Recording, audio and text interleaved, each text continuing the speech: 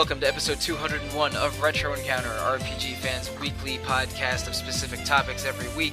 My name's Mike Sollosi, and I'm here with the same three panelists as 2 weeks ago when we recorded part 1 of Legend of Heroes Trails of Cold Steel, the Retro Encounter game journal for the month of August and end of July. We had to sort of, space it out a little bit because of circumstances. But anyway, we're back to talk about Trails of Cold Steel some more, and joining me is Alana Hagues. Hey everyone. Caitlin Argyros. Hello, people. And Zach Wilkerson. Hello. So, we left off at Chapter 3 when there was a terrorist attack in the Nord Highlands. And one thing that Trails of Cold Steel does that I think Trails in the Sky did less dramatically maybe is it really raises the stakes of the larger plot with every chapter. Mm-hmm. You see the conflict, the endgame conflict, take shape more every chapter, and things get more serious every chapter. So we go from a terrorist attack in an edge base in Chapter 3 to a kidnapping of the royal family in the royal capital in Chapter 4. But we are going to go through the story chapter by chapter, sort of like we did in the previous episode. But first I want to talk about some things that we didn't neglect necessarily, but didn't just have time to go over in part 1 of the podcast 2 weeks ago. Starting with a handful of characters. Perhaps ironically, I think we mentioned this before we started recording, the member of Class 7 we talked about the least in part 1 was Reen, the main character. Yeah, Reen Schwarzer is the main character of Trails of Cold Steel. We did mention that he was an orphan that was taken in by the Schwarzer family, a family of nobles, and so he sort of toes the line between noble and commoner in a very unique way in a country where the noble-commoner divide is very strong. But we didn't really talk about his behavior and sort of scene-to-scene action in the previous episode. So what do we think of Reen? I like his stylish swordplay, and he leaves one blade. I love that. Mm-hmm. and I like his wavy hair. His hair looks pretty good for a game with for a game of many different varieties of locks.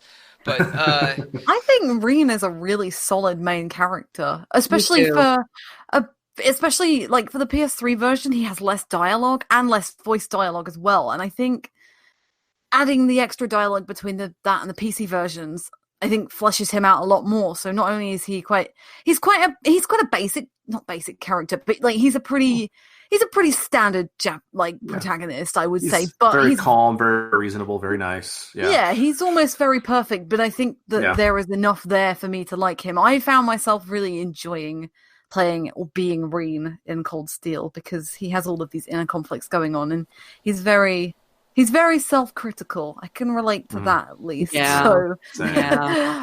He's always worried about doing the wrong thing, but he's a genuinely nice person who, I think we mentioned in the previous episode, he's kind of like the glue that holds the team together because of his. He always wants to be a sort of a mediator and a negotiator. Right. Yeah, and he takes that role on really well because he is probably, other than Laura, the most level-headed character in that group. Everybody else has got some kind of exaggerated quirk or trope. Him, Laura, and Gaius, I think, are the Gaius. Gaius, yeah. Those three are the true neutrals. At least 2 of them actually have a personality, though. Gaius. Poor Gaius. Poor Gaius. Aww. Sometimes I wish you could play as Gaius' parents instead of Gaius. Gaius' dad is like, I wouldn't mind playing as Gaius' dad. And in the other room, I'll be hanging out with Gaius' mom. It's all good. Yeah. But I basically agree. Reen is a little bit like a Persona protagonist in that he's a little bit, I'm not going to use a word that rhymes with Fortunescu, but he's sort of good. He's sort of good at everything, and gets a positive response from every other good person. But I agree. He's a likable main character that does a good job, and he turns out he's hiding superpowers that he's afraid of. Yeah. Right. Yeah. Ogre powers, which is a strange name for it. Yeah, I think they probably call it Oni in Japanese. It is Oni in Japanese. Yeah. And Oni translating to ogre, I think ogre has a different meaning in English than Oni has in Japanese. Like Oni can also mean is like a kind of a folkloric monster, but it also has like a specific kind of demon context. Yeah, I'm more used to it as demon. I'm thinking of things like Muramasa, where it is like these giant, oversized red demons or something like that. Yeah, that's more what I'm used to. But Ogre Powers seems really strange. But I knew it was Oni as well. So. And they'll do things like a character that's supposed to be wild and violent will have Oni in their name in like, you know, a manga about school delinquents or something. That happens remarkably often. But So like his ogre powers, which I think is not a little dissimilar to a Devil May Cry Devil Trigger, there's something that come as a surprise. I think you do see him flashing back to his childhood well before they introduce the ogre powers, but you don't really get the context of him turning into a monster briefly in that scene. You get it when he duels Laura's dad in one of the most ballsiest surprise pieces of dialogue in the whole thing. I love that bit. Yeah, they're eating dinner in Chapter 5. You meet Laura's dad. He's a handsome, nice, noble dude, and suddenly Rina's like, "You're one of the most powerful swordsmen in the world. Please duel me." Less respect, isn't it? Because they're from very well-known schools across Erebonia. Yes. So, yeah. I also think it's really cool that, what's his name? The Bracer. Cassius Bright? Yes, thank you. That Cassius Bright is trained under the leader of the Eight Leaves One Blade School. I think that's a really cool thing. Eight Leaves One Blade is not from Erebonia. It's from the quote unquote Far East, which might be which is probably beyond Calvard. But he did. He was a practitioner of the Eight Leaves One Blade School, but then mysteriously hung up his sword and started fighting with a staff for the rest of his career, for reasons that are not 100% clear yet. Maybe they're more clear in one of the games I haven't played.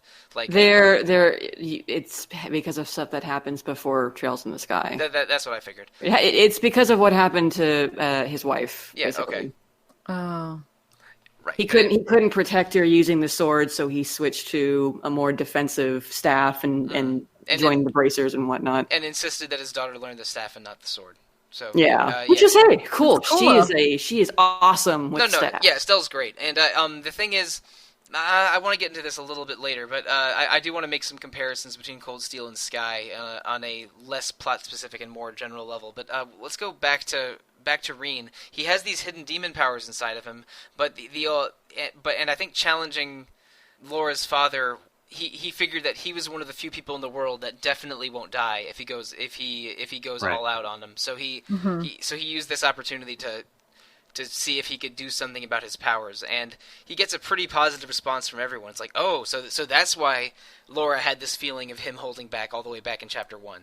And apart from Emma, who seems to know more than she's letting on, yes, yeah. Emma finally gets some character development in Chapter 6 and 7. It took them and long 5 enough. a little bit, although there's no character development in 5. She's just kind of like, oh yeah, I have a sixth sense for this kind of thing. Like, no, you don't. Like, it's like, how do the people not realize it before now? You know what I mean? Like, it's a little bit dense not to recognize that she obviously has something weird going on.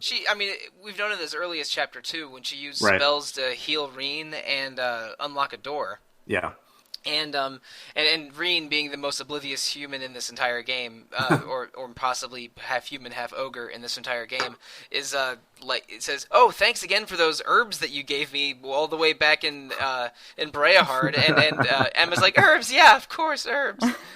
My grandma's special recipe. Yeah, like she's bad at awkwardly explaining her powers, but luckily Reen is worse at noticing her powers. So it's so it works out that way. But Emma is definitely from some kind of family of magic users or witches or something. One of my favorite Emma lines was when they ask her if she's with the church. She goes, "Actually, no, kind of the opposite." So you don't really find out exactly what's going on with her until like the beginning of Part 2. Yeah, so. Yeah. I'm at the. I should go full disclosure right now. I am playing the end game of Trails of Cold Steel Part 1 right now. I am in the end game cutscenes. I have fought the final boss. It was not a great final boss. We will get to that. But I'm really to the wire here. If you follow me on social media and you see me tweeting that I beat the game, understand that the podcast recorded an hour or two before then. one more thing about Reen, please. maybe. I wanted to bring it up because I don't think it's actually addressed in the first game, and I'd like to think it'll be addressed. I think it's tied to his ogre powers or not, but when your class goes swimming, everybody notices that Reen has a scar on his chest, and I don't think that's ever explained in part 1. I mean, he holds that part of his body when he's going to turn or whatever, but I will tell you that it hasn't been explained yet. It's not explained in the first 2 games. It comes up later. Yeah, it's his Harry Potter scar, and when when powers similar to his flare up, or he feels his power coming from within, the scar pains him. And they do mention it. I forget exactly when the pool scene happens. It's maybe between chapters. It's chapter 4. Okay, after Nord, but before they all ship off to Heimdall in chapter 4. Yeah. Yeah, so I definitely had not gotten there when we recorded a few weeks ago. But let's move on to the characters. In Chapter 3, they meet Milliam, a girl with a mysterious robot friend. Right? Yes. Yeah, is that a good way to describe Lammy? A floating robot friend that kind of reminds me of the robot guardians in Castle in the Sky? Yes. Oh, yeah. Totally right about that. Yeah, that's a different blank in the sky for you that this game might be connected to. But she's younger than the rest of the students. I think she's only 13. Yeah. And she's she's with the intelligence division of the Erebonian government, which is a little insane. But she's more, yeah. Iron Blood, yeah. She's Iron Blood. Yeah, she's an Iron Blood, which is the Chancellor's special spec ops group. That's that's like her and the guy with bright red pomegranate hair, and Lecter. I think maybe Arundel. Yeah, I think maybe also Claire. Yes, correct. Yeah. Mm-hmm. Who we did talk about in the previous episode a little bit. So yeah, she's in not just with the intelligence division, she's with an elite group within the intelligence division. Right. Yeah, she's the sort of character who would usually annoy me in an RPG, but somehow her this over-the-top energy all the time I actually thought was really amusing, especially the way Eustace reacts to her all the time. Yes. It's my favorite thing. He's like, oh my gosh, go away. always pair them up in a party. It's hilarious. Mm-hmm. I didn't use her once. I used her. She's really strong though. She is. She's the second strongest character in the game after Laura. Yeah. She is. Correct. Yeah, I don't. She's an arts user too. If you want to give her some good arts. Yeah, I like her interactions with Eustace, but I will admit she is too much for me. I really didn't like her. I think, again, Eustace's reactions to her were what kept me going, and she wasn't too bad. I could definitely pick out some more kid characters that I find annoying, but I'm interested because she's one of these characters who's like, oh yeah, I did this, and oh, the Chancellor did this, and oh, I'm just going to call him now, and oh no, I'm just like, oh my god, you're just plot dumps everywhere, and I'm like, okay, you can stay, but slow down a little bit. Yeah, I've made it very clear on other episodes that I do not like child characters in RPGs unless it's one thing if every single character is a kid, like in Earthbound. Those are for children, but I don't think of any of them as child characters because the whole team is children. But I really get annoyed at kid characters when all of the other protagonists are older, very, very often. And Falcom puts one in almost every RPG that they make, which is a little troubling. And Milliam is better than average for an RPG kid, I think, and she has an annoying energy, but also the rest of the cast reacts to her very amusingly, especially Eustace. Yeah. But yeah, I want to see where she goes because she's not. She's underexplained. She is so underexplained. At the moment, yeah. And it's deliberate because I don't think we know a lot about the Iron Bloods really overall anyway. Lecter Arundel's only turned up twice, and each time I've kind of side-eyed him. But what I do really like about Milliam is that the Iron Bloods adore her. Arundel has clearly done a lot for her, and Claire treats her like her little sister, and I think that's a really cute dynamic to have. So the Iron Bloods, I'm suspicious and uncomfortable around, but I'm not as uncomfortable as, say, some other people or other groups of people in this series. So we'll see. We'll see where they go with that. We'll see where they take Milliam. Milliam. I think that her background and her powers and Lammy are underexplained. It's connected to stuff that happens at the very end of Trails of Cold Steel, but You could tell that this is she'll factor in later, and there's much more to learn about her. But still, she's a kid character, so I was disinclined to like her. Well, yeah, I mean, probably not a spoiler, but Altina Orion is her sister in Cold Steel 3. So I don't want to. Yeah, she's also got another robot friend. Yeah, she has similar powers and same last name. Like, I recognized the name when Milliam showed up because I did look at the main cast for Trails of Cold Steel 3 a little bit because we Alana, you and I covered it a little bit at E3 and attended the meeting for it, but that she has a sister. I don't think that's not a big spoiler. No. But I'm sure. But there are probably 3 games worth of spoilers for Milliam. It's not. I mean, Altina shows up in Cold Steel 2, and she's a fairly significant character. But it's not. Yeah. Milliam joins the team in full between Chapter 4 and 5, and she joins at the same time as another character, Crow Armbreast, who's Crow. Yeah, Crow is part of a group of second years that you meet in Chapter 1, or maybe even the prologue. There's Crow, there's the school, the student council president Toa, their friend Angelica, who's a rebellious girl from a noble family, and then their friend George, who's a talented engineer and inventor. And those 4 are sort of the friendly senpai that you hang out and do tasks with for basically throughout the whole game. Like starting in Chapter 1, but they all 4 of them come into their own in a much bigger way in the second half of the game. And Crow, he's a bit of a delinquent student. He's laid back to a fault, and he's talented. And when he works hard, he's clearly good at school. And he even planned 2 entire concerts over the course of this game. But because of his truancy and missing classes, he has to repeat parts of first year, and so they have him join class 7 because him and his 3 friends also tested the the same Arcus technology that the current Class 7 is testing. So he would be an ideal new addition to the class for that. And him and Milliam joined the group at the same time just before Chapter 5. And Milliam is on Reen's team in Chapter 5, and Crow is on Reen's team in Chapter 6. So those are your 2 opportunities to use them before the end game.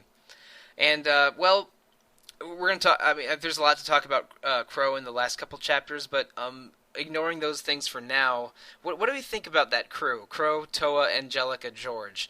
I really like them, and perhaps to the surprise of 0 people here, Angelica is just one of my favorite characters. Yeah, her and Sarah are the 2 best characters in the game. Yeah, I don't. They're both in my top 5. I mean, you and I absolutely agreed on our enjoyment of Sarah and talking about her in the first episode, but the more you learn about Angelica, how she is the daughter of one of the 4 ruling noble families in the country, but she also ran away from home and worked as a miner for 6 months, and then traveled the world with a martial arts master and learned from her for 6 months, and is loves teenage girls and thirsts for them so aggressively. That's my issue with her. I have a love-hate relationship with her because I love her as a person. She's really cool and strong and confident in herself and does the right thing. But maybe, especially after going through the Sky Games, I'm really kind of tired of the only overtly gay character or bi characters in Olivert's case also being these really aggressive, shameless flirts. That whole trope is a little bit disappointing. It's great that they are definitely bi, lesbian, that's cool. I like that they don't make it ambiguous. They play the trope of the aggressive gay character that's kind of a little bit disappointing. I mean, it's certainly. I think it smells of tokenism a little bit too. Sort of tossing one thing there, but it's sort of taking her on her own. Outside of that, I still thought that she was an amusing character in that, and definitely. I appreciated the representation. It's better than a lot of JRPGs do, but I agree with you. Yeah, it's a little bit. This is probably the wrong term, but it's a little. This is a horny video game. Oh, for sure. It 100% is. And the way Reen even talks about or thinks about NPCs, like there's a side quest where you help a student that works at the church, and when she changes out God damn it, Reen. When she changes out of her nun outfit into a school outfit, Reen's like, hey, she cleans up pretty nice, and in a way that is a little creepy, and also like your female main characters are in super mini skirts, and two of them are wearing thigh highs. This is not normal student attire. There is male gaze horniness in this game, and I think they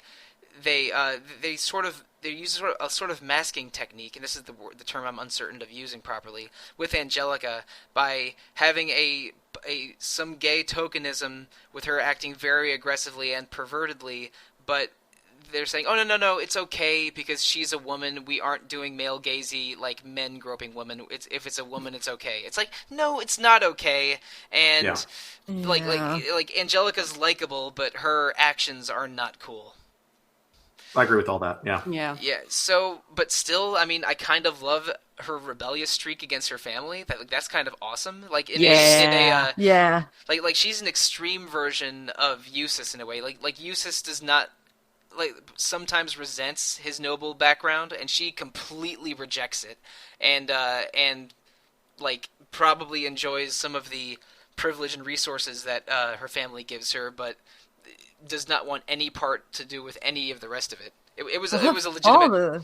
Her father's a complete arse, isn't he? Yeah. Do you ever see him? Oh yeah. Do you ever see him? No, not. I know you do in Cold Steel 2 for sure, but you see him, You see him in Profile. They have the 4 leaders of the noble faction. Yes. Arguing once, but you don't even see distinctive features of him. It doesn't count. Yeah, it was more if you saw him in Cold Steel 2, but you probably do, and I think Zach just said, so... you do. Do I get to punch him? Sort of.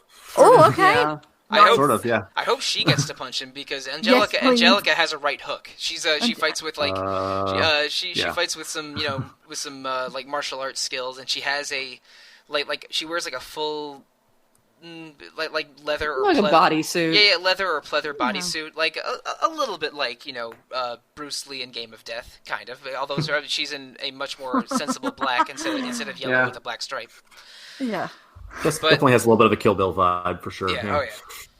Definitely. But Toa and George, the much friendlier half of the quartet of second-year students, George is pudgy and very affable, and is an absolute mechanical genius who is able to explain away some of the magic technology in this game.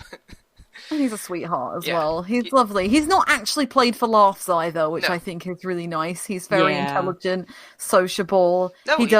He's really good at he's just not played for a joke or anything, and I really, really like that. Yeah, no, he's intelligent and nice, and his friends all like him, and there's not a single fat joke at his expense other than maybe him being hungry occasionally, and I am hungry way more than occasionally, so I have no problem with that.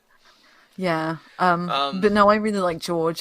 Toa as well is completely adorable. Yeah. I love her. I would protect her. She is definitely playing to a certain type that, for people that want to protect their Toa figurine. Kind of protect your Toa! She reminds me a little bit of Emma, but she has way more of a personality. So yeah, exactly. Well, I think this game does the Tails thing, where every playable character has a different hair color, and I find that very, very helpful because I am a moron who forgets characters' names unless they have a distinguishing feature like hair color. But with Toa having the same hair color as Emma is just too confusing, and they both wear glasses. They're just trying to make me say something wrong on a podcast. Emma's hair's more purple though, isn't it? No, don't ask me. I'm colorblind. They're both. No. Hers does have an edge of purple or blue to it, while Toa is brunette. Yeah, I think they're both basically brunette, but there's a more iridescent sheen to Angelica's hair. I'm sorry, to Emma's hair. Angelica has straight up purple hair. Yeah. Like Emma's is more lilac, I would say. I would say Emma is a brunette that has. That has like a purplish sheen, not purple straight up. I would say we're getting way too into specifics. Yep. I like hair color. Right, so Toa, Angelica, and George are not playable, except that Angelica is playable for one dungeon in Chapter 6, which is the best dungeon in the game because you get to use Angelica. Mm-hmm. She's really useful in that boss battle. So too. She's real strong. Yeah. She's she fainted C like for me over and over and over again. It's very useful. She's basically like, I don't know, like Fee with less evasion and really, really good single target damage. Mm-hmm. Yep. Yeah, and she's just really good, strong physical character, and she was a couple levels higher than the rest of my party. So it's like, all right, welcome to the team, Angelica. Yeah, I think that's mandatory that she's like 3 levels above you. Yeah. Mm-hmm. They're a good set of supporting characters. Mm-hmm.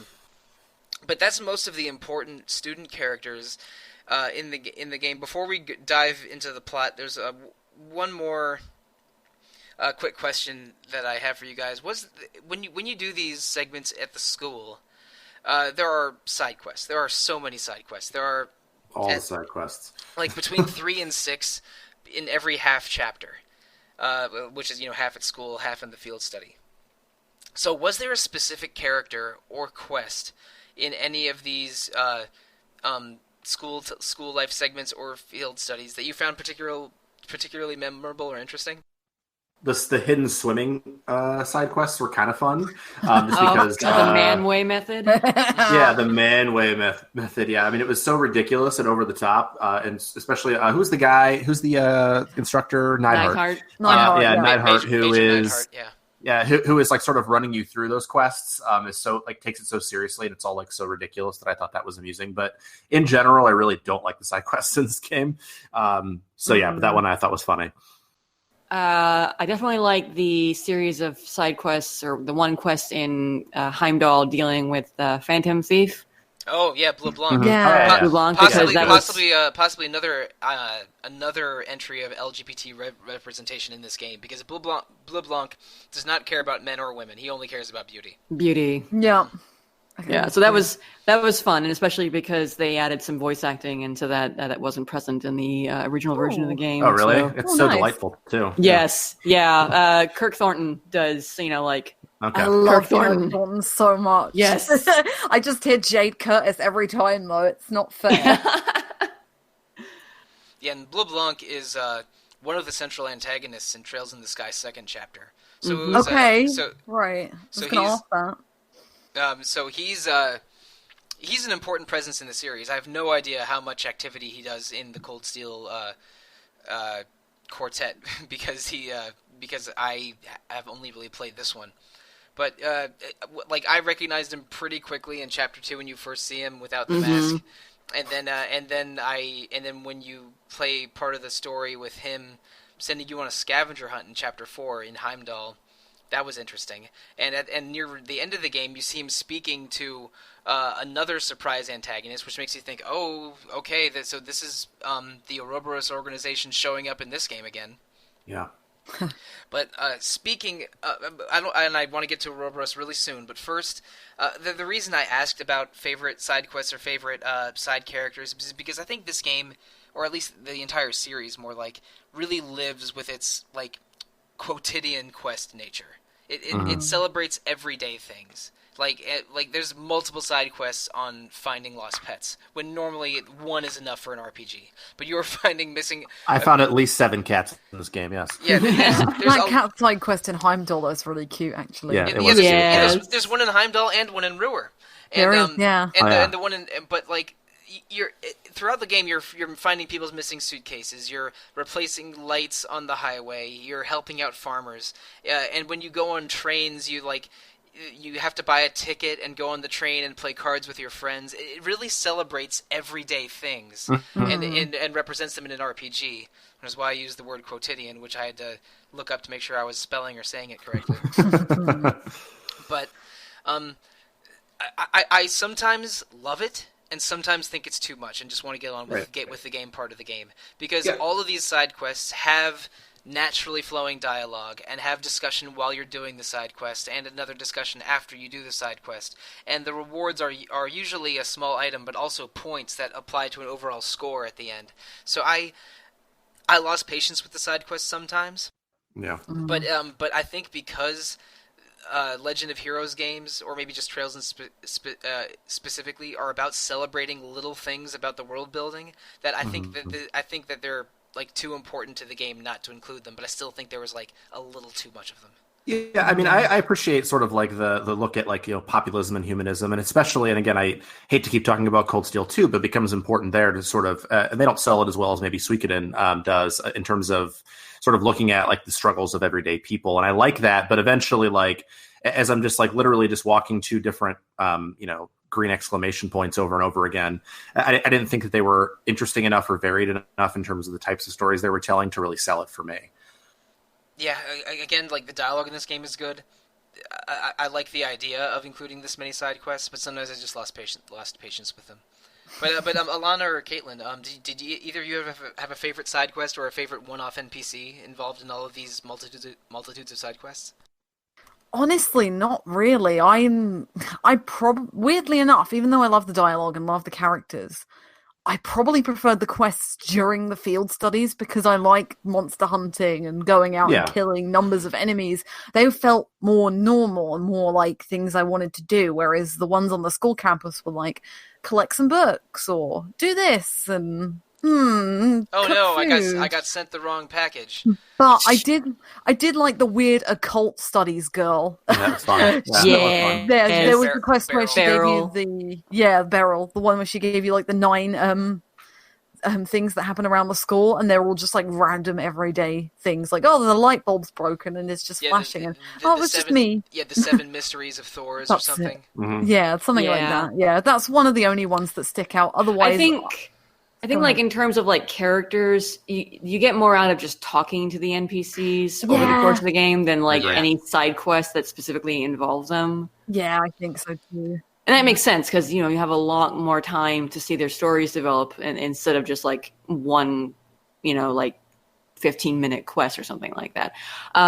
Should also mention that Anton and Ricky from Trails in the Sky make an appearance a couple times in this game. So if you play Trails in the Sky, specifically SC, and you remember like the trophy involved with following Anton's story across that game, they are here, and he hasn't learned a single thing from his trials and tribulations in Trails in the Sky. Those walking around he also, I will say, they show up in Crossbell too, and he still hasn't learned a thing.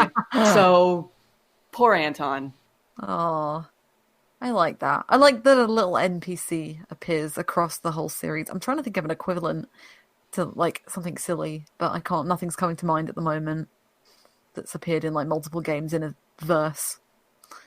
But yeah, that is quite cool. Yeah, no, I completely agree with you. I think that like talking to characters, especially as the stakes get higher and higher and higher, every character reacts to those stakes. So seeing how they change and how they talk to you differently across the course of the game is way more interesting than doing picking up my library books for me or something like that.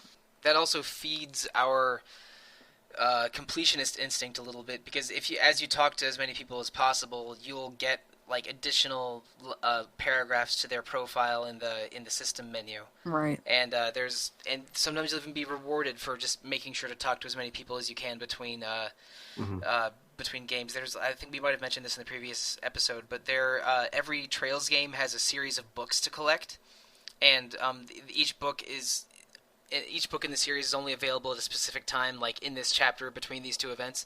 And if you collect the whole set and give it to Beryl, the occult girl, at the end of the game, she gives you an item that lets you upgrade one of your weapons to the best in class. And there's one in Heimdall that you have to get where it's like literally like you have maybe 15 seconds, like you're on a map for a moment, and then you have to go talk to somebody, and you definitely are rewarded for slowing down and talking to people. Is that the one in the park?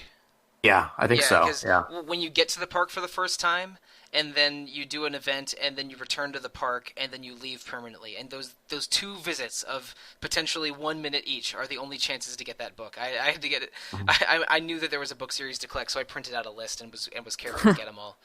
But it's a different book series in each Trails game. It was it's Red Moon Rose in this one, and it was Carnelia in Trails in the Sky Part 1. But like, and also if you talk to all the teachers at a different point in the game, they'll give you a medal accessory if you've accomplished a certain. I think it's either reached a certain point in the game or have a certain student handbook score. Yeah, there's student handbook score. There's number of quests you've cleared, and then I can't remember what the third one is. you get about 10 of them, and if you get most or all of them, then you get a really powerful master quartz from the vice principal or principal. No, it's the principal, yeah, from Principal Van Dyke at the end of the game. Mm-hmm. And I did not do that because I was not keeping track of all the teachers I had spoken to. So that was one master quartz I regrettably missed out on. But I did get the 2 master quartz for completing the fishing minigame. Of course, I did. Yeah. Wait, the medals? The medals is only 3 of them. Well, there's only 4 in the Lionheart set, but then there's more. There's about 7 or 8 total.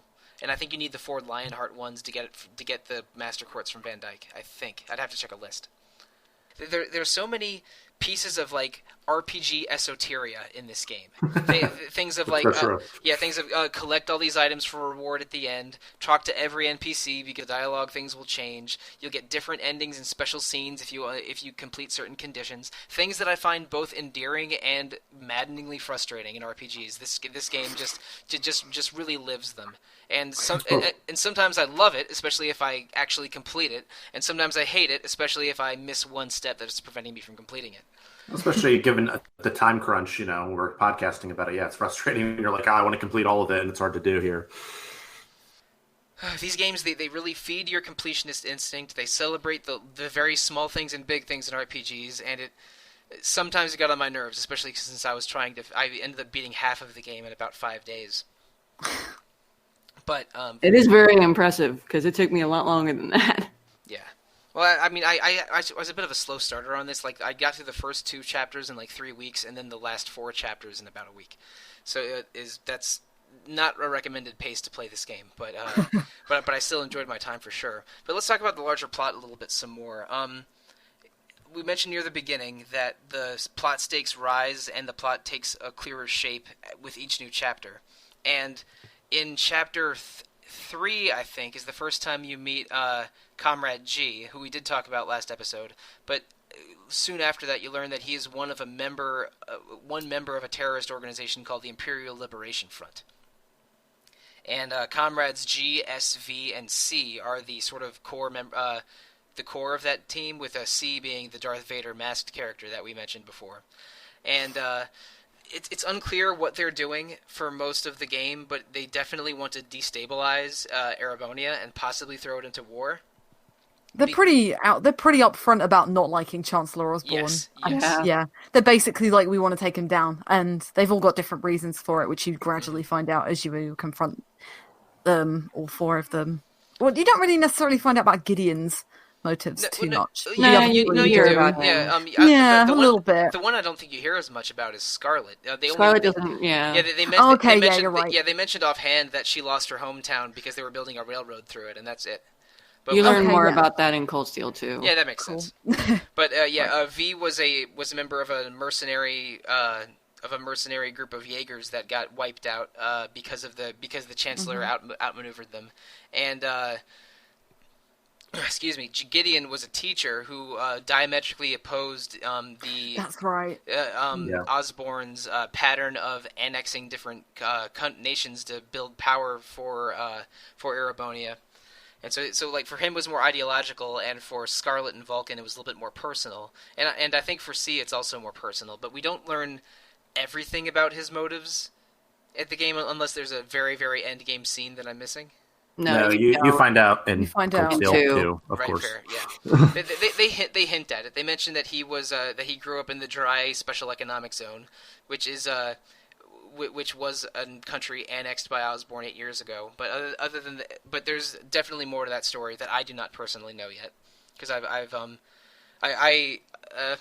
should we talk about him now or should we wait a little while?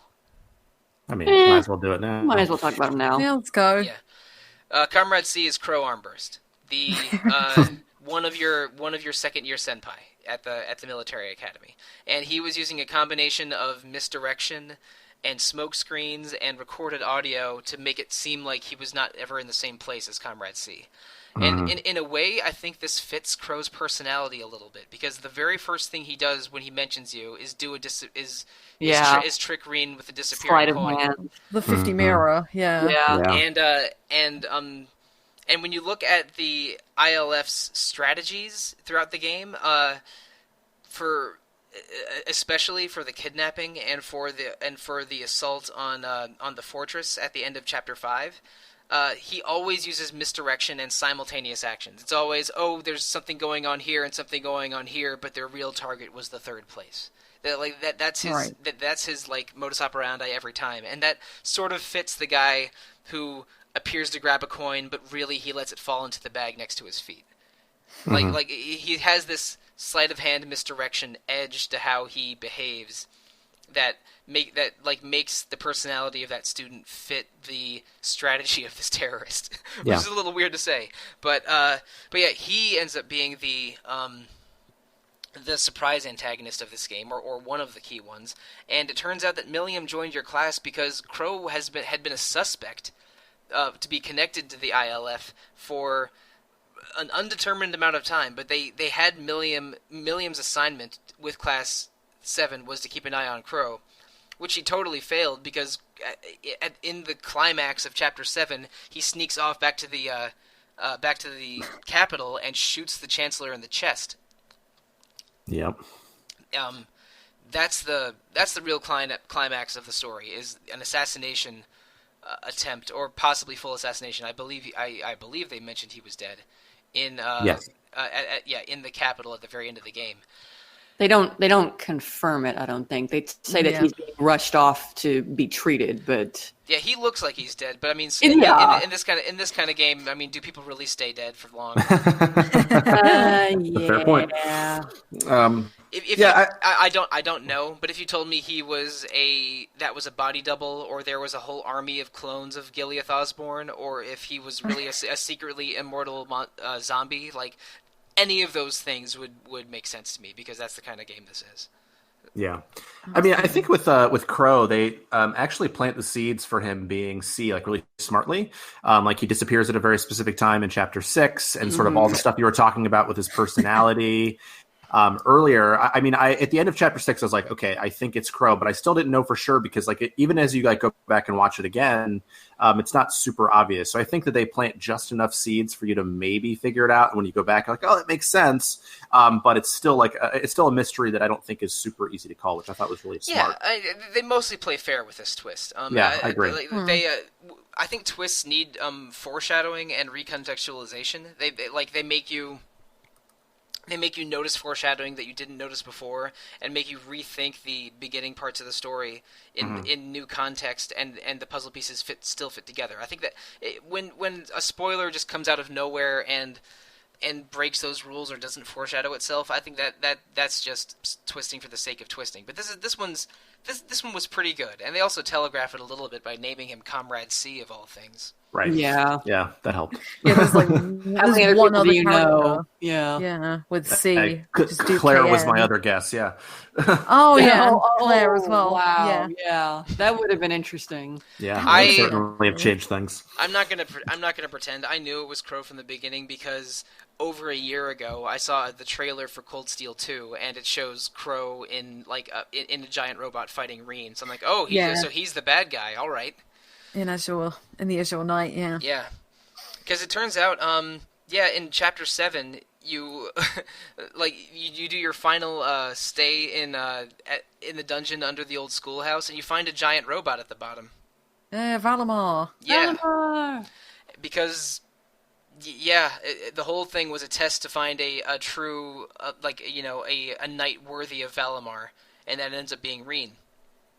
But it turns out that there was another knight found in another city in Erebonia that identified Crow as its master. So there's the end conflict is a Crow versus Reen mecha battle that Reen loses. Yeah, because he's not ready.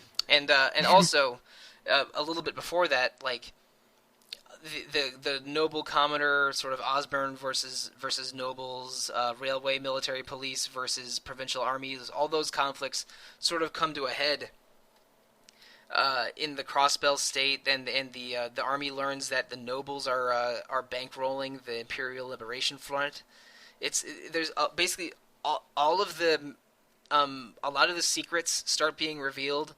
And all of the tension just keeps increasing until in the same 15-minute period or so, the Crossbell state declares independence, which creates political tension.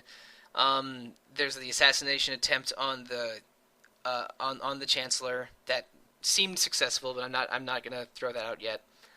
And it appears that Erebonia is about to go into a nobles versus commoners civil war. And then the game ends. Yep. And you're like, ah. I can't imagine having to wait for a cliffhanger. I mean, I picked it up and played it immediately before we even recorded this part. So yeah, I couldn't wait. There's also a cliffhanger at the end of Trails in the Sky 1, and Trails in the Sky 2, to its credit, basically immediately addresses it and says, "Okay, we're going to do this, and now this is our plot thrust for the rest of the game."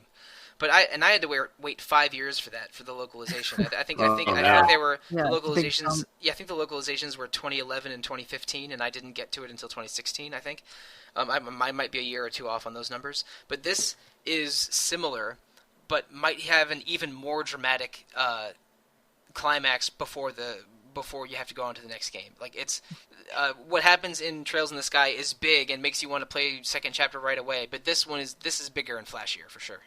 Mm-hmm. Yeah, it's definitely on a bigger scale. It's I don't know. I don't want to say it's less emotional because there's still a shit ton of emotion behind that final confrontation, but it feels maybe it's not as personal is not the right word, but it's highly personal in FC what happens, like super down to an individual really. Mm-hmm. But Cold Steel has, significance for the entire country and even like the entire continent really. So like there's definitely a difference in scale between those two cliffhangers. Yeah, but they're a little similar in that there's a surprise villain reveal and then I don't want to go into all of what happens, or you should listen to our previous episodes on Trails in the Sky.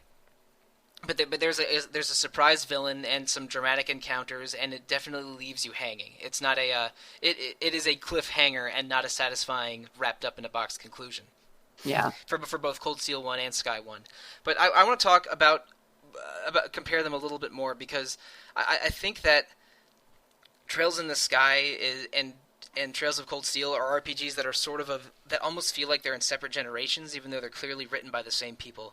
Because Trails in the Sky is less about a group of teens and does not have years of popular Persona games and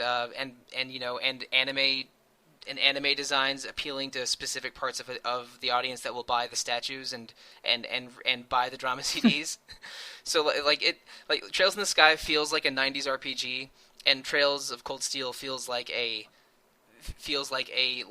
school anime RPG of different eras, even though they're only something like 6 years apart and written by the same people. Well, no, wasn't Trails in the Sky mid-2000s in Japan? Yeah. So yeah, isn't there there's about 8 or 9 years between the two series, I guess. It was 2005 is when it started, I think. So it was like Trails in the Sky.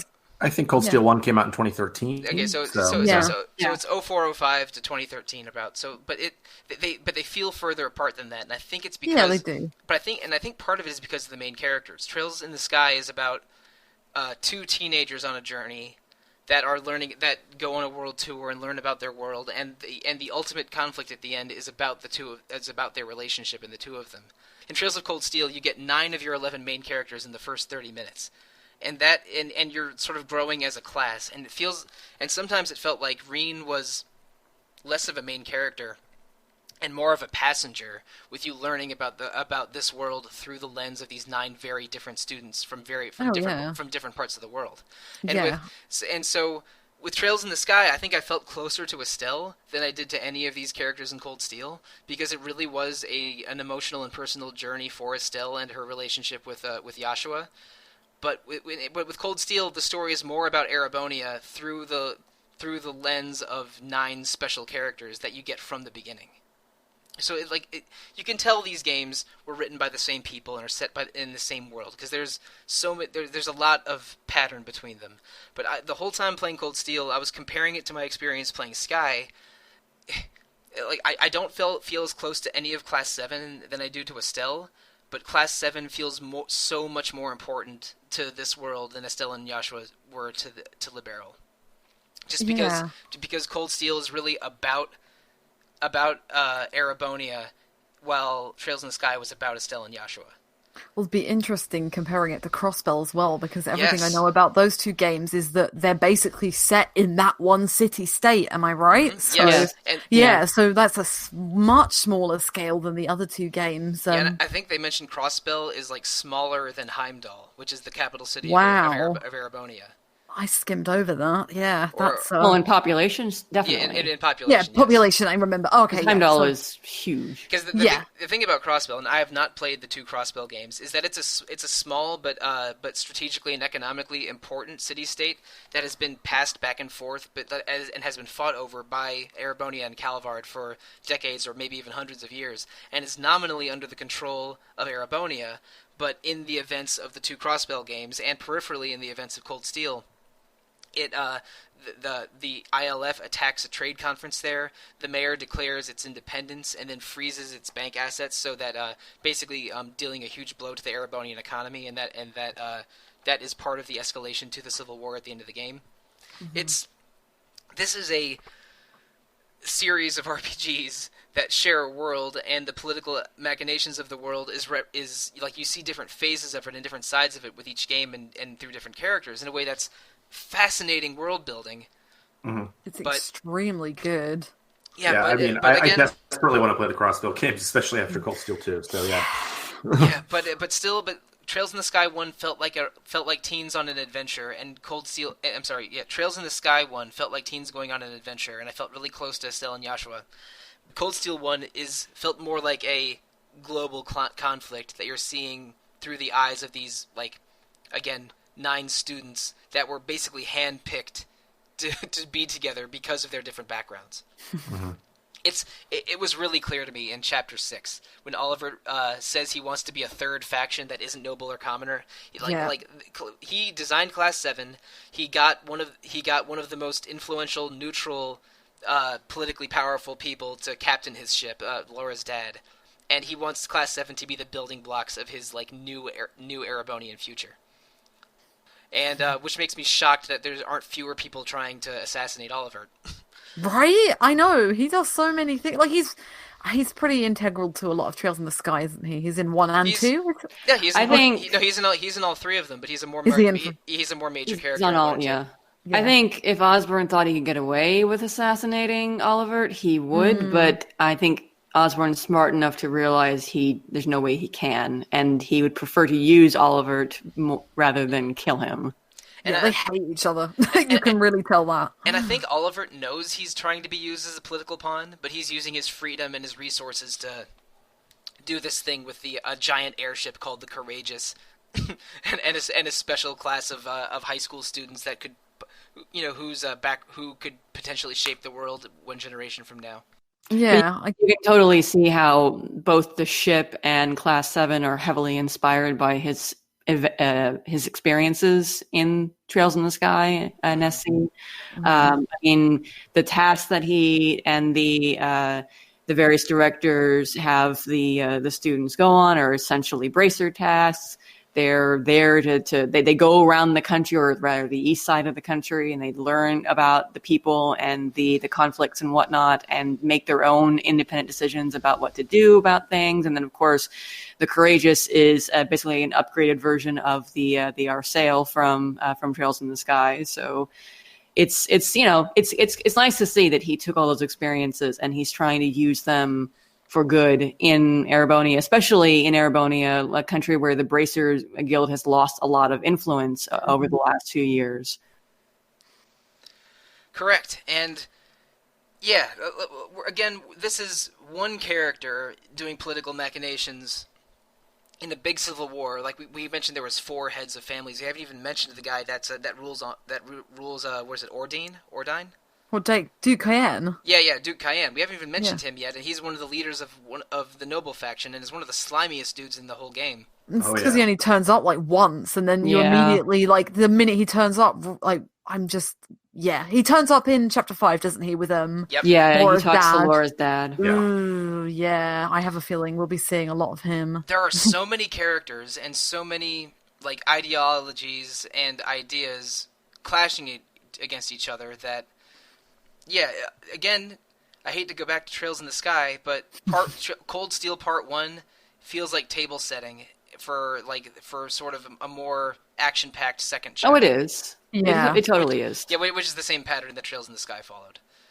And I liked Trails in the Sky 2 way more than the first one, so I'm a little eager to get to the second game if I didn't have a new RPG to play every month for a podcast or something. Yeah. But going back to the field studies, Chapter 4 takes place in the capital Heimdall. Chapter 5 takes place in Laura's hometown Legram, which is a very pretty tiny village on the sea. And Chapter 6 takes place in the hyper-industrialized, technologically advanced city of Ruhr, which is Elisa's hometown. And each one of those has a terrorist activity that the class thwarts, and in doing so learns more about the larger conflict. We mentioned that we meet one of the heads of the noble houses in Legram trying to negotiate with Laura's dad. In Ruhr, we learned that the terrorists are being bankrolled by the nobles because the nobles try to interfere with a military police investigation of one of the factories, and end up holding off the military police so the terrorists can take hostages in a mine and do goodness knows what. It gets pretty stark, and the nobility is not easy to root for at the end of Chapter 6. Like it's clear that these factions are trying to murder each other, and they don't care what happens to like the innocents in the conflict.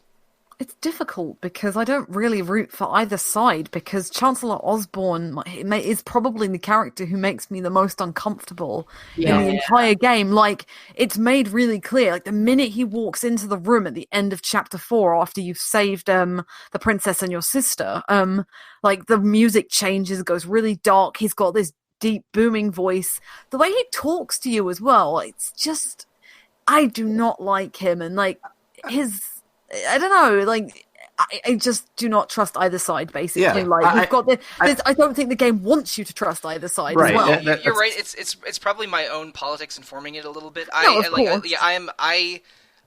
In a lower class versus upper class conflict. I mean, I'm inclined to want to root for a lower class person that's trying to rise above their economic disadvantage. But the way that the game presents the conflict is that there are shitty people on both sides. Oh, absolutely. Yeah. I mean, I think that the nobles in general are usually presented as being worse people, but with Osborne, I mean, he's colonized.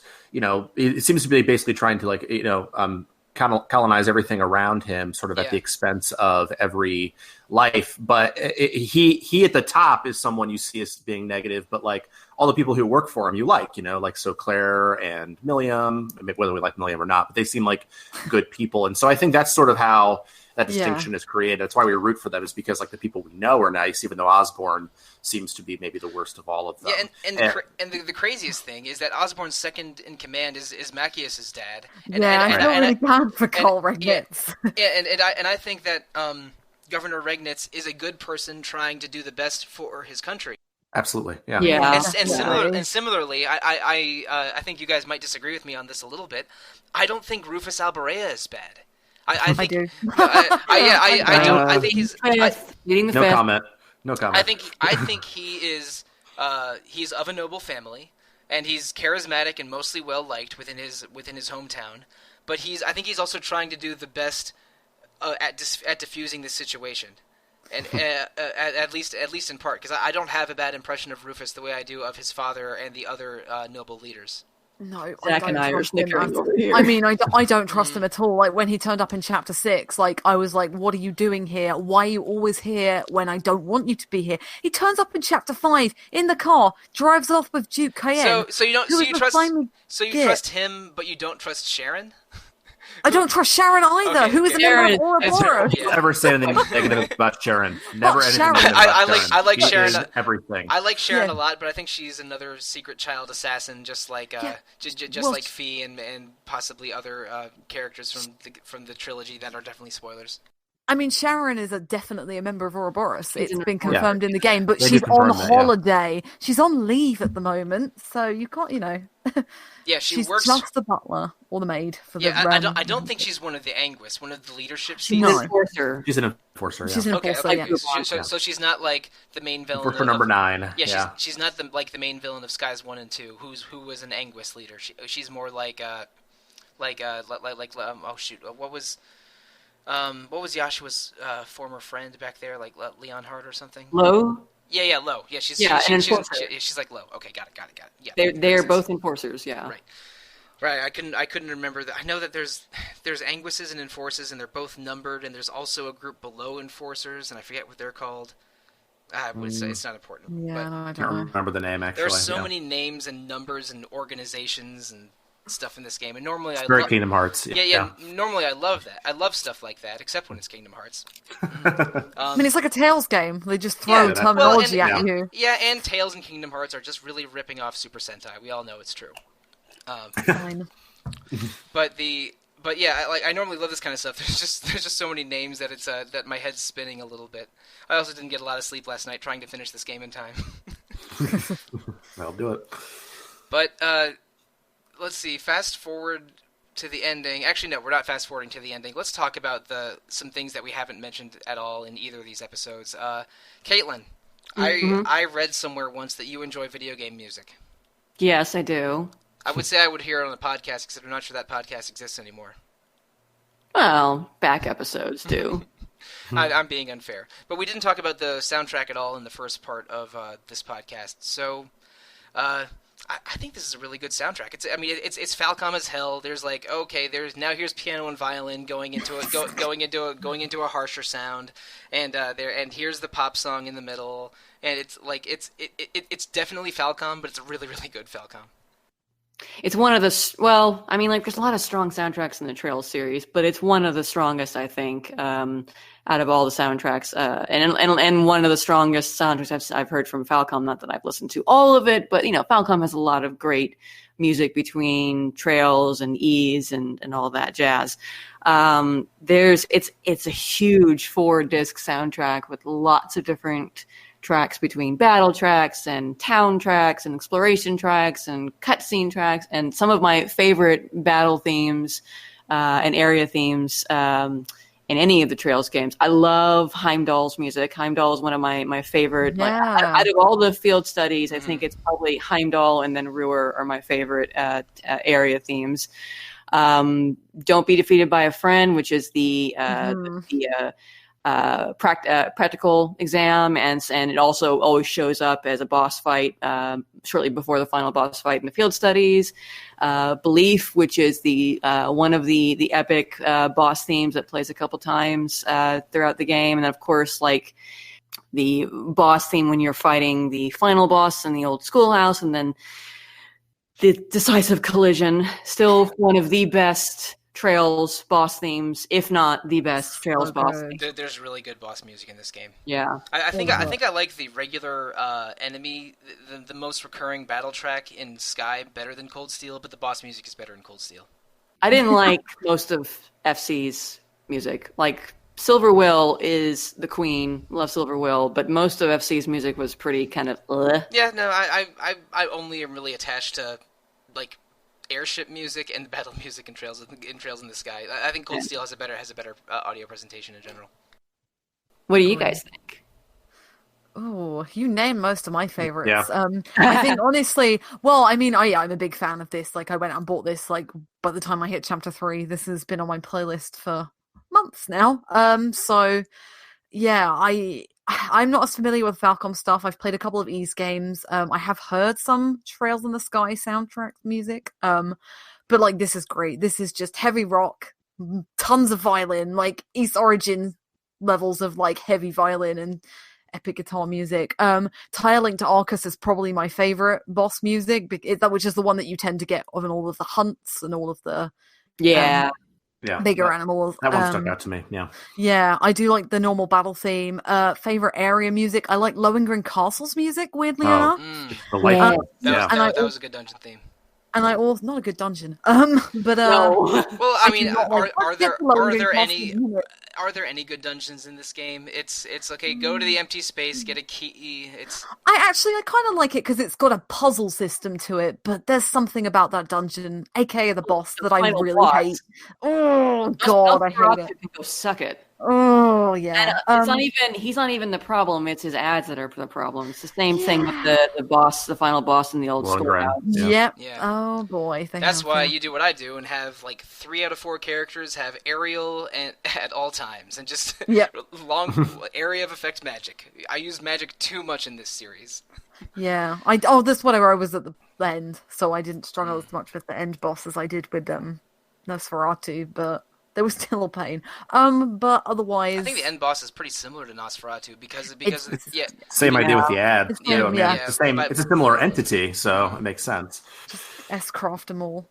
Yeah, I mean, the second half of this game, I just abused S-crafts constantly, especially Laura. She took off half of the final boss's HP with 1 S-craft. Yep. So Laura and P spell victory. Yep, it's totally true. My strategy and Dominion wielding Laura. Yep. Vermilion and Dominion and just stack strength. Ooh. I mean, it was ridiculous. My team was always Reen, then a frontliner, then a booster, and then a magic user, which basically meant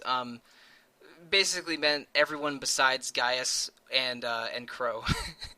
because I didn't think that they had crafts that fit into my pattern as well. But I always wanted area of effect magic because it's because sometimes if you just spend your CP too fast in a boss fight, it's too hard to regain it quickly without going through a bunch of very expensive food. Yeah, so, I mean, I just abuse the Mobius quartz. Mobius you can and just like throw CP food at everyone and then just spam S breaks again. So that was my strategy. And using stuff like the gladiator headband and the gladiator belt really helps. Yeah. I did use those too, and I use those for my frontline characters. But I think you need to have a powerful magic user in every party because just area of effect spells are very powerful in this game. But it's a little bit easy to just go meathead and just have all physical attackers. But I never liked doing that. In Trails in the Sky, my favorite side characters to use were Sherazard and Olivia because I could just put double aerials on both of them extremely easily. The way orbments work in Trails in the Sky is way more math than in Trails of Cold Steel. You have to like every orbment has a score on it, and by putting them in different lines and different combinations, you added different scores to your elements, and you only unlock spells by getting certain number combinations of elements. Oh yeah. They kept the arrangement of orbments for Cold Steel. They still are in different lines and different branches instead of just a regular circle, but instead of making you do math, they just let you slap on whatever orbment you want. I was going to say that really confuses me because I don't think there's anything to that, but there is in Sky. There is one. There's one small thing. It's if something is very far down the chain, it costs more Sepith to unlock.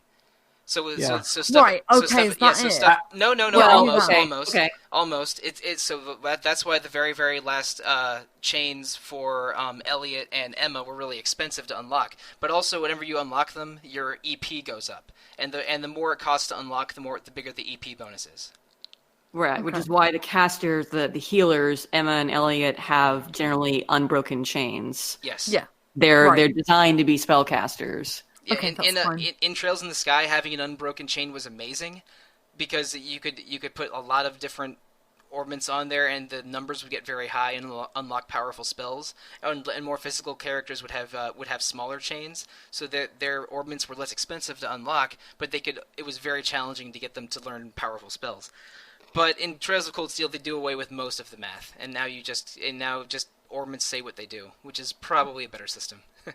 I think there are pluses and minuses to both systems, and I think it's easy to just knee-jerk say that Cold Steel is a dumbed-down simplification of Sky. I think it's a necessary simplification. In Sky, I hated doing the math, and it made Olivia and Chloe really useful since they had almost totally unbroken chains, but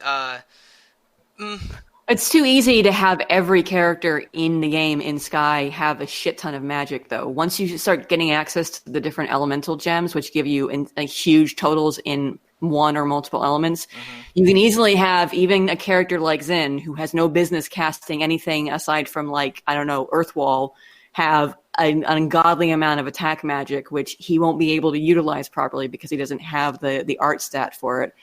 So there's less consideration of numbers with Cold Steel because you don't have to worry about that. but it also feels like you don't have to waste as much in Cold Steel as you do in Sky. You know, having to think about, okay, I need 6 blues in order to cast some level healing spell or this powerful, you know, ice or water magic spell. I have to, you know, put in quartz that I may not want my characters using otherwise for the direct effect that it gives me, just so that I have the total elements in order to cast the magic I want. Whereas Cold Steel lets you just say, well, this quartz gives me these spells.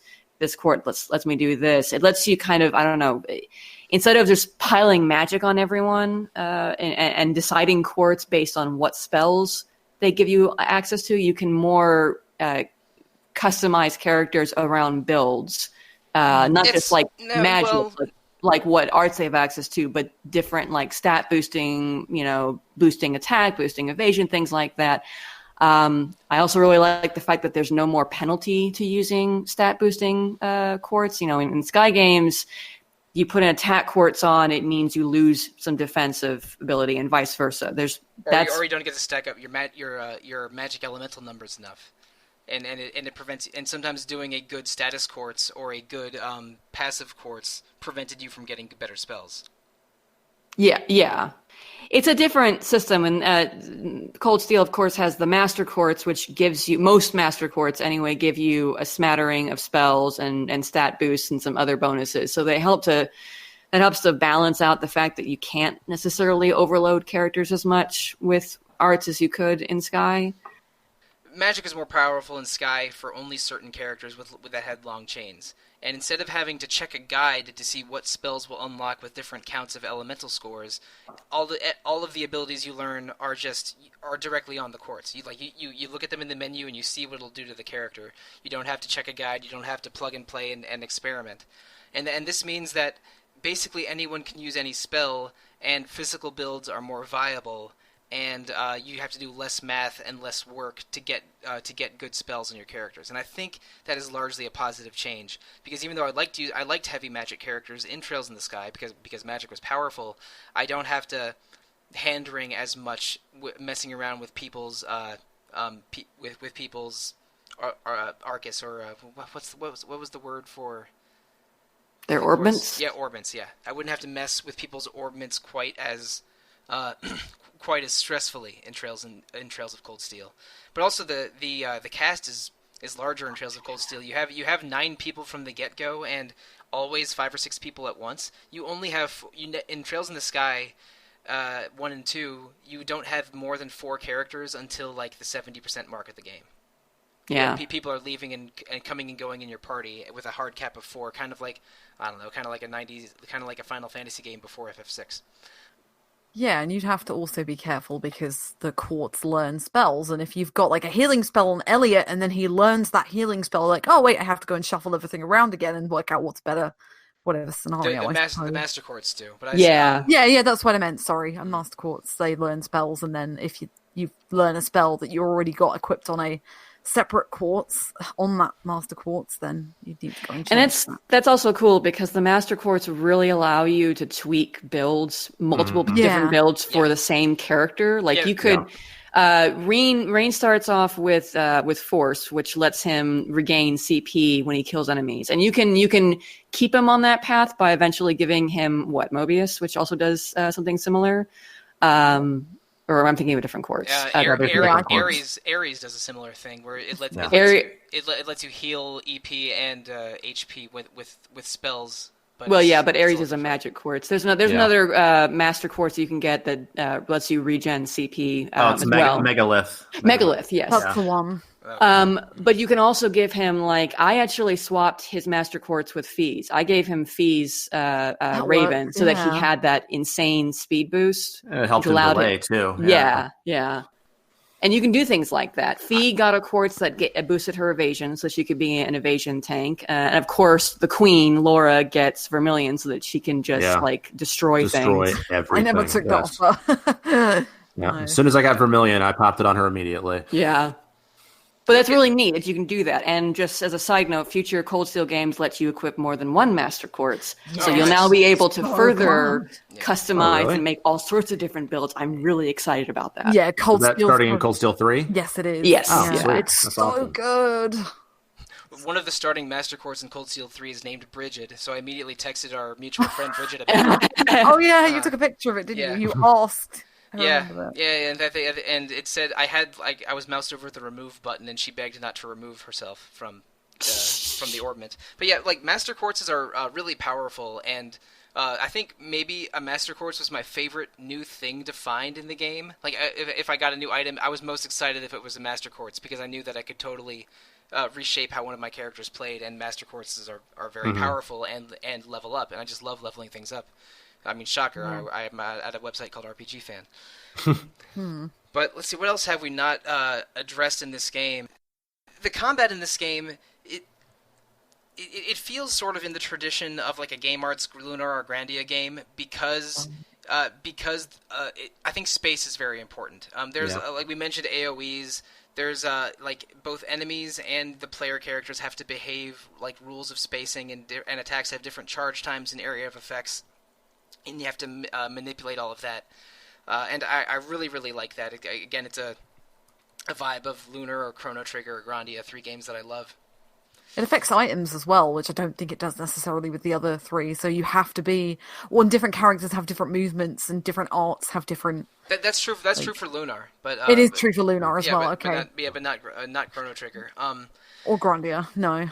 Yeah, Grandia is a little bit of an evolution of Lunar's combat, but with fewer restrictions and more new systems. You don't have to be a certain distance from someone to use an item on them. Yeah. Like you can't use a revival item on someone who's the other side of the screen in Cold Steel, which definitely happened more than once. Yes, it happened to me in the last boss. The last boss is a big boy that takes up a lot of space, and somehow my characters got trapped on opposite sides of him, so I couldn't use items.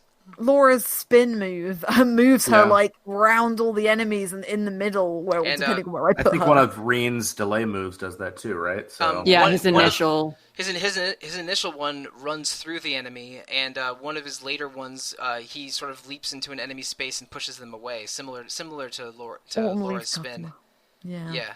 But the Leaf Cutter has him run through a group, so he'll often end up at the opposite side of the group of enemies from your starting point. But like space is important.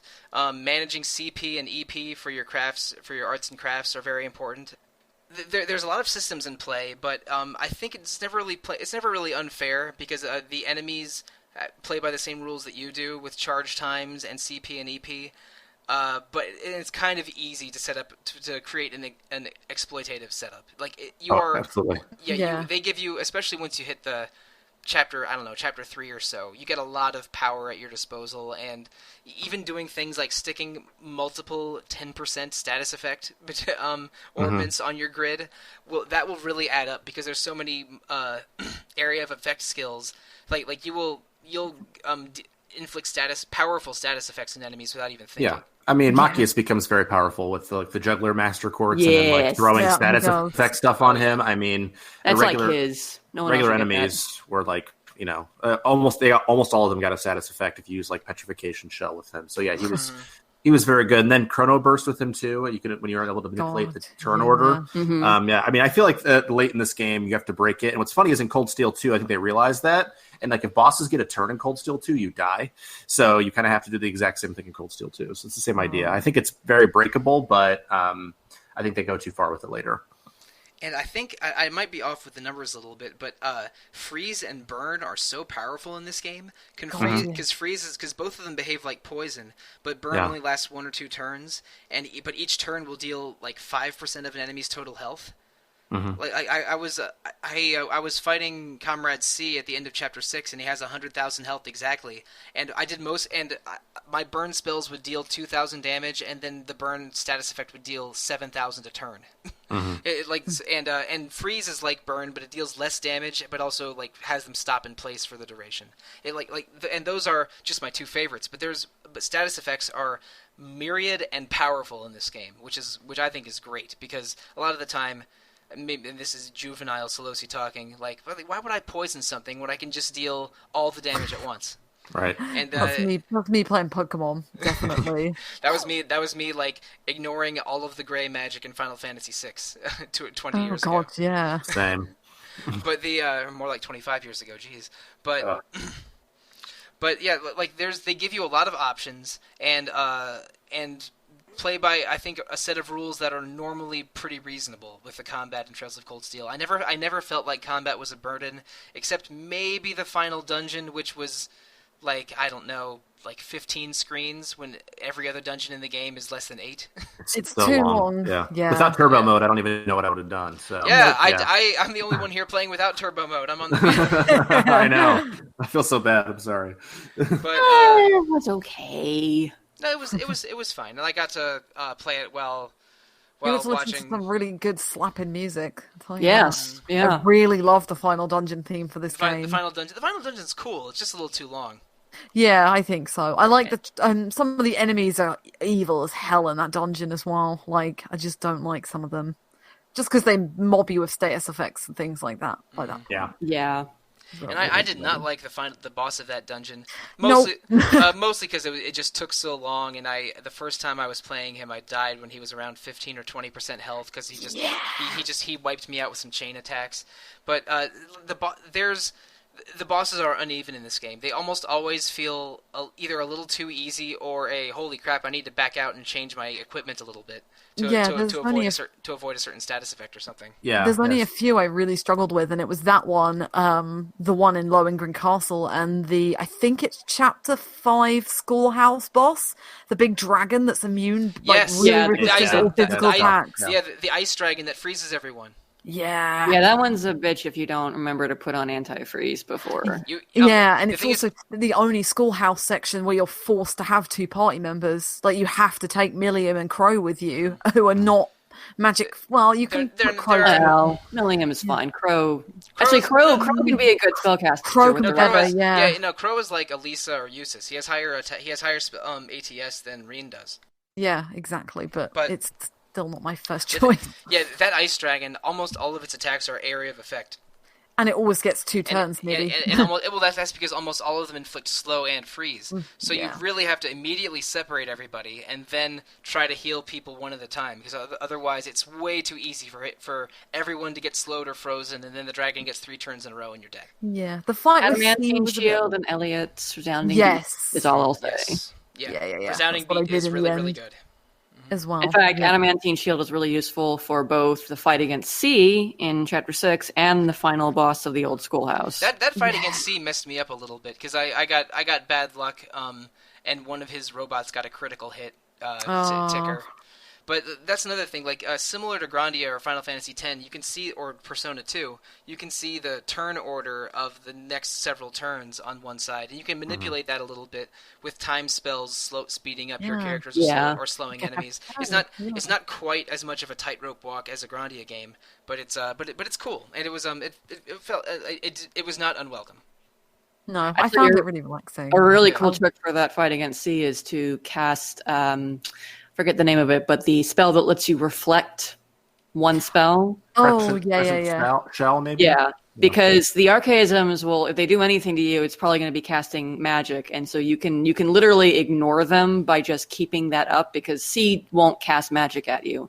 So you can just have that up. When they cast magic, boom, you damage them, then you just put it back up. And they had a shockwave spell that does not count as magic, but they were mostly casting earth spells, I remember. Because again, it happened to me only less than 24 hours ago. I never felt like any of the bosses were unfair. Just a couple that I needed to readjust before I finally conquered them. And I think we've gone over most of the hard ones. Yeah, there's some difficulty spikes, and unfortunately, there's some even worse difficulty spikes in Cold Steel too. Really ridiculously unfair. Difficulty spikes. There's one boss where you have to use all these party members that I never used in Cold Steel 2, and that one was rough. None of these felt as bad as the second fight against Lo, where in Trails in the Sky 2, when he keeps cloning himself.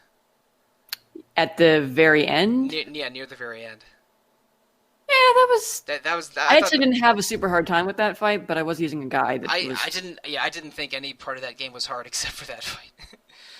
But maybe my choice of team wasn't great.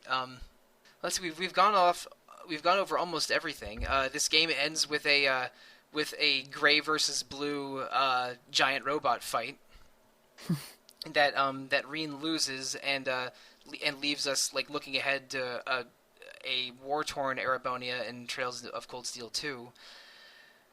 But I don't know if we're going to cover that game on the podcast anytime soon, because I have other games I got to play. Maybe if you three want to record one, I'll have to pass. It's a long one. Yeah, it is. It's my next game. I'm not getting to it in 2019, I think, because I just have other stuff on my plate. Yeah, I mean, I've jumped into this rabbit hole, and unfortunately, Cold Steel 3 is out at the end of October, and I need a game to play towards the end of the year, so I'm going for it. I'm in the rabbit hole. I'm going to play them all, and I'm going to play Sky as well next year, so yeah, we're there. I'm still technically not done with the game. I think I have about 20 minutes of cutscenes left, and before I reach end credits. But I played enough to talk about it. I have not reneged on my commitment to the podcast this time, and I'm not going to commit to Cold Steel 2 yet, because you'll find out very soon what game we're playing next month. but I thought this game was really, really strong. Like, the world building is awesome. The world feels bigger than the actual scope of the game. Like, again, you go to field studies on maybe 10 or 11 different cities, because they go to the same city one chapter, and you only see half of them. So, like, in Cold Steel 2 or 3 or 4, I presume you probably visit, maybe not all of these, but Saint Arc or Ondine or Emir or all of these cities that you went. Yeah, Emir is like the biggest omission, because they actually go, don't they? In a cutscene. They go in a cutscene, and then they released it as a drama CD in Japan later. Oh, what? You spend a lot of time in Emir, and they were running out of time. Yeah. It was going to take more time and money than they had to put that in there, so yeah. I know. Yeah, no, I believe it. And but the thing is, the world feels bigger than the actual space of the game. There's so much area, so many places and people mentioned or hinted at, that there's an incredible amount of fodder for future games. And so like, playing this made me want to play Crossbell and Trails of Cold Steel 2, and made me rethink my Trails in the Sky experience, which I truly loved, because these puzzle pieces all fit together and you can't even see the edge of the puzzle from where you're standing. Right. I'm so excited. It's unbelievable world building, great dialogue. I wish the characters were maybe a little bit less anime and a little less horny. But because we haven't mentioned Elise at all, but one of my least favorite anime stereotypes is the little sister in love with her brother. So I was never here for Elise. For freaking weird. That is never going to stop being a thing in Trails, unfortunately. I don't think. Oh, I know. I didn't love the Agata and Tita have a brother-sister relationship like that I also don't enjoy, even though I know a lot of fans do like them together. They're cute as surrogate siblings and nothing more. Yes, agreed. The game itself kind of assumes that they're in love with each other, which is stupid. Yeah, I don't love that. But anyway, so like, this game is a really good RPG that celebrates weird small things about RPGs, like obscure side quests and like taking the train between cities. I mean, I think Trails in the Sky and Trails of Cold Steel are named after their means of conveyance, because the first one has airships and the second one has railroads. Oh, that's cool. Industry, yeah. But and also the word kiseki, that means trails or pathways, is also a homophone for miracle. So it's like, it's trails in the sky or miracles in the sky, which is a cute double meaning, possibly, I think. But anyway, there's so much to like about these RPGs, and my least favorite things about them are nitpicks like overlong side quests and a few anime tropes that I like or dislike more than others.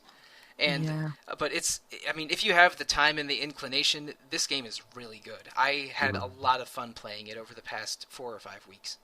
Yeah, mostly the past week. The last week was more than the first 4 weeks put together. Yeah. And maybe have a silly question before we start wrapping up. Everybody. Please. I was going to ask who everybody went on the bike ride with, and who everybody went on their dance with. Laura. Eustace. Yep. Okay. Mine. I danced with Laura because she is the. I find her the most appealing partner for Reen, and I am going full Emma Woodhouse on this game, hooking people up. But for the bike, I figured it would be a boost to experience, and to link experience, and I already had a max link experience with Laura, so I went on the bike ride with Elisa. Oh. Because she was like at 4 3/4, and I wanted to get her to level 5.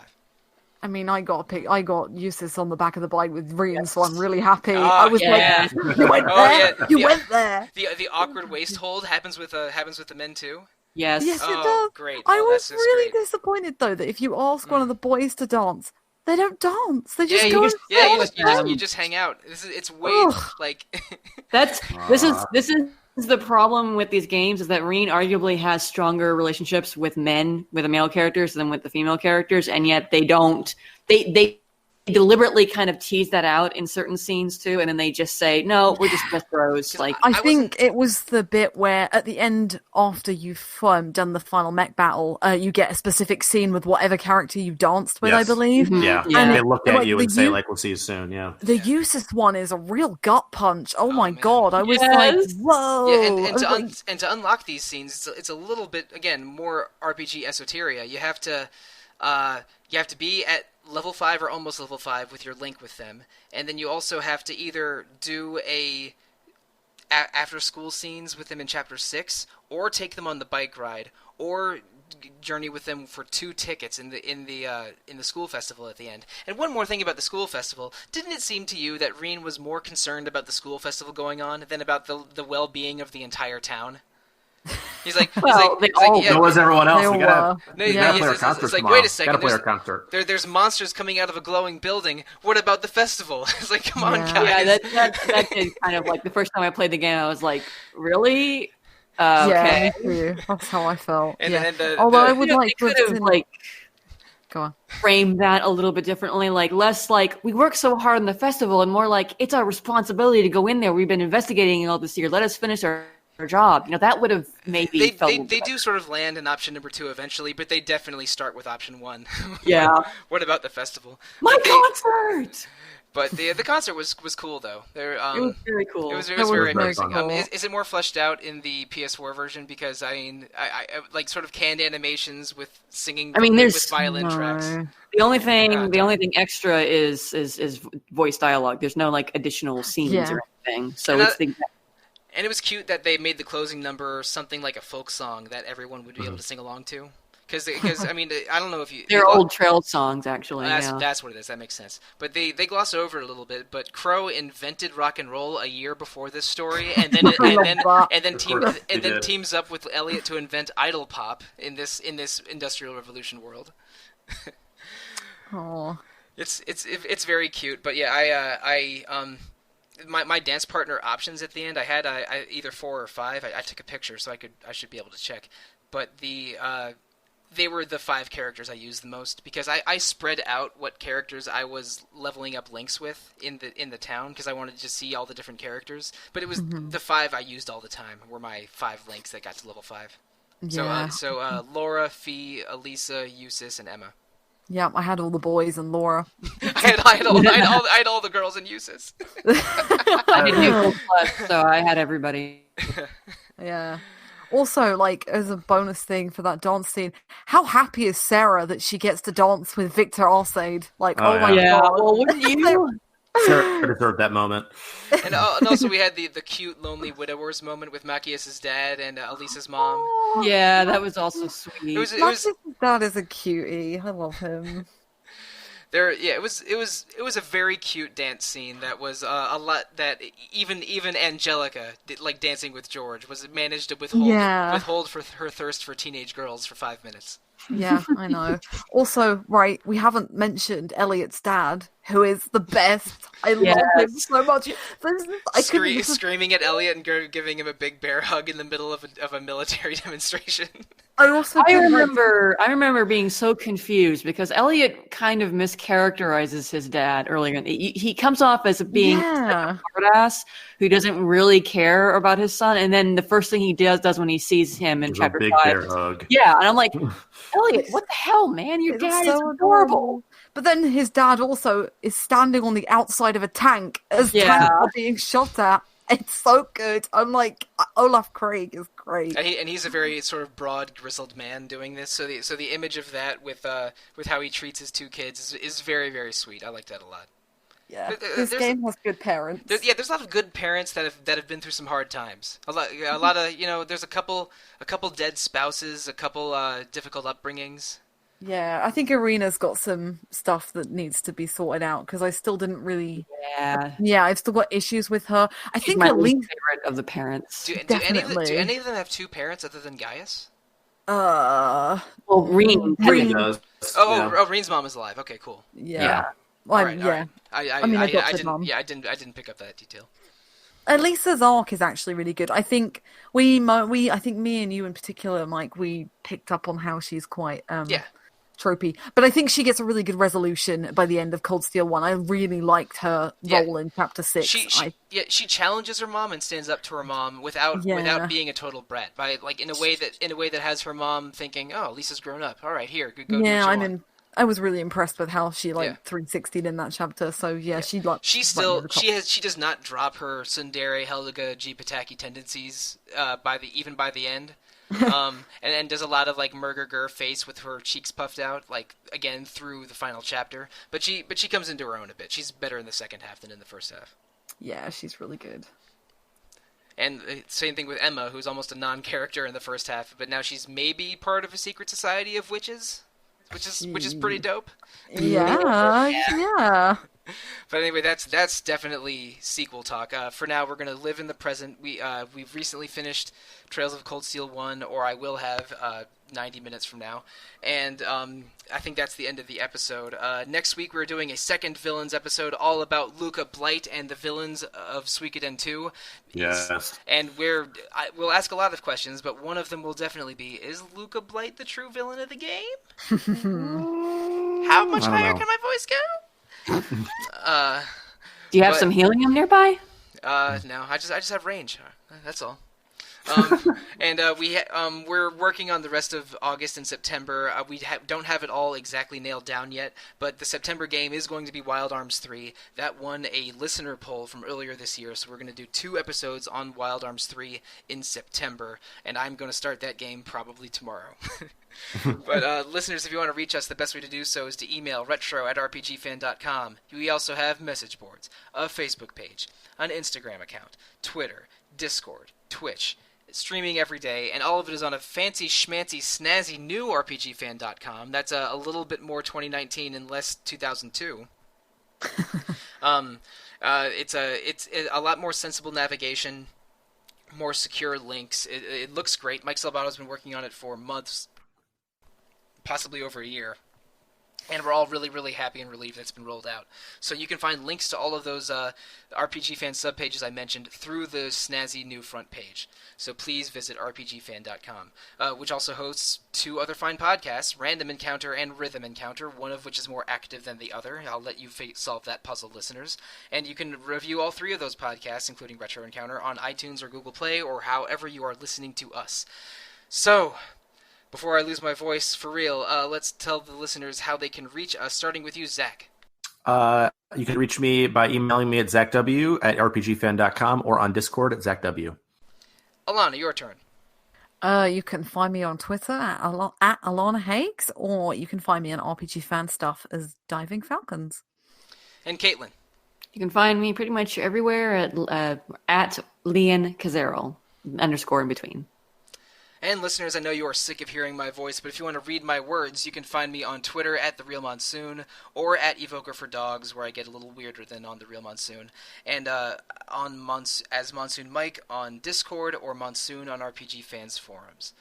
That's about it. I had a lot of fun with this game. I want to play more Trails, but the problem is there's other things getting in the way of the Trails. The Trails are obscured right now for me. So if we do a Trails of Cold Steel 2 episode, which is a possibility, I probably won't be on it if it happens in the next few months. So I'm sorry. Do you think you could do that as a trio one day down the line? Sure. Maybe. Yeah. I'll be up for it. All right. We'll talk about this. We'll table this discussion for now. So listeners, thank you. Good night and good luck.